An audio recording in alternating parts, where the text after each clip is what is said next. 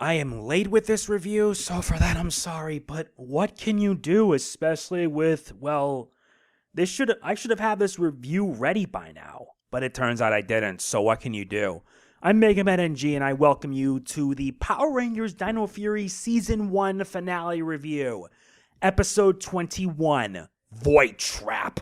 There's a lot to talk about here. Well, not really, because I'd rather not want to spoil much, but honestly, who cares? Nickelodeon don't deserve it. Anyway, I'll provide a synopsis as well as some details, and let me tell you, this Season 1 finale was good. Let us begin. After the previous episode, the Rangers now must find a way to stop Void Knight's plan. However, Zayto suggests they get Dr. Akana, but Ollie objects. Zayto assures that things will be okay, but when things go bad, the Rangers are on the move. Of course, that's all part of Void Knight's plan. Much of their team gets captured and used as a means to resurrect Void Knight's lover. It's up to Zayto and Ollie to save them. But will they be forced to do the unthinkable and stop him? Yep, new episode, new review. This episode actually came out, I believe, I think it was yesterday, most likely. So I give my regards to Deca Broken on Twitter, my friend Michael for providing, and our buddies in the UK. Although to be fair, Deca Broken did have to get some added help for making this possible, so shoutouts to them. It's come to this. This is the Season 1 finale of Power Rangers Dino Fury. And like I said at the beginning, this came out actually yesterday. But I had to wait a while since the release for that episode ended up getting a bit corrupted. That's all according to Deca Broken's Twitter, so that's how I know. The plot itself continues from the last episode, and I really like that there was a recap episode, which you hardly ever see in this show. I don't think there was any in Beast Morphers, but honestly, this is turning out to be pretty nice. Anyway, Void Knight now has what he needs to bring his lover back from the dead, and he almost would have succeeded in it had it not been for the Rangers and Dr. Akana. Yeah, the focus on this episode is more on Void Knight, as his plans finally come to fruition. Last episode had him stealing Dr. Akana's energy devices, and now he plans on using them along with an energy converter to fulfill his plan. Yeah, much of the episode was just Void Knight, or rather, did focus on Ollie and due to his doubts on using his mom as a means of stopping Void Knight. He had his worry, and it proved true when she gets captured by Mucus and Slither and dumped into the Dark Dimension, probably because Regal found them annoying.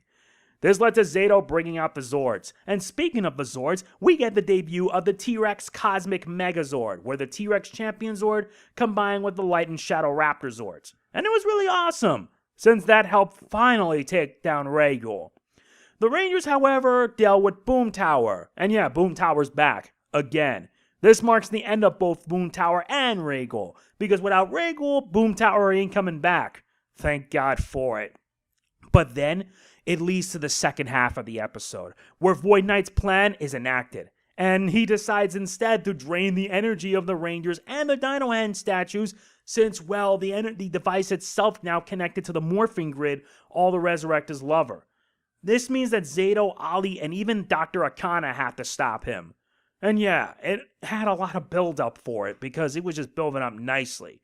All of it is intense from start to finish, and even when Zayto gets captured, it means that mother and son work together to stop the guy. It's just awesome. Can I say that it's that awesome? Yes, it is. Seriously. At the same time, there was also after that, how do I put this in the right words? After basically some sabotage, the Rangers end up depowered. And despite all that, they fight against Void Knight and his henchmen. Oh, and yeah, Dr. Akana now knows the Rangers' identities due to the depowering as a result, which has her asking a lot of questions. And she seemed very defensive of her son. Seeing her stand up to Void Knight, I found that a bit funny. And speaking of the Rangers, they fought against Void Knight and his henchmen even without their powers. This really shows that the Rangers will keep fighting to the bitter end. It's a nod to what Tommy said at the 4-part Ninja Quest, probably around part 3, when Tommy explained to Ninja that even without their powers, they will continue the fight. And it shows. It really shows, because those guys are really good Power Rangers. They're awesome. And yeah, due to the Rangers taking down Void Knight's machine, it does not go well at all. Really, I'm serious. There's just insane explosions. And they're actually using practical effects for it, because honestly, it just makes it worthwhile. But the explosion ends up destroying Void Knight. Is he dead? I don't know. Either way, the ending itself was great because now Dr. Akana knows the Rangers' identities. And she's going to have to keep that secret indeed. But in spite of everything that happened, the Rangers get their powers back thanks to the Green Morphin Master. And she mentions that their work isn't finished. Far from it.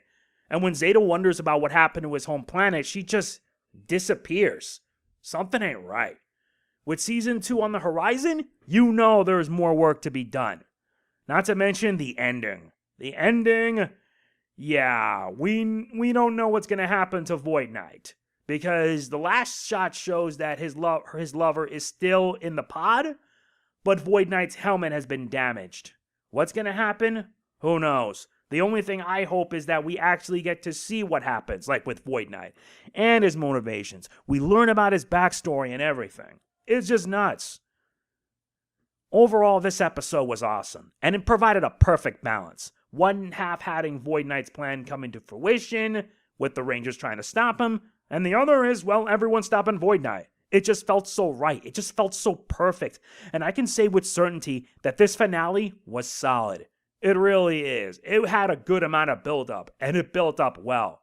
Not to mention, it has some hints for the next season.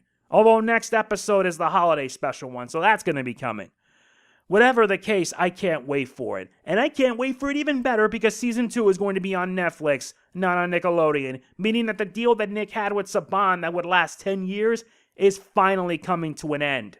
And thank God for it. I give this episode a perfect 10.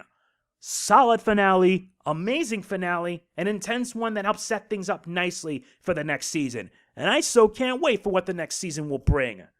So yeah, that's it. I have one more episode review to do, and I'm done. If you enjoyed, hit the like button. It means a lot. Don't forget to like, comment, share, subscribe, and click the bell. I'll see you guys next time. Truly, I mean that. This is Mega Man NG signing off. Peace out. Ryu, so cool.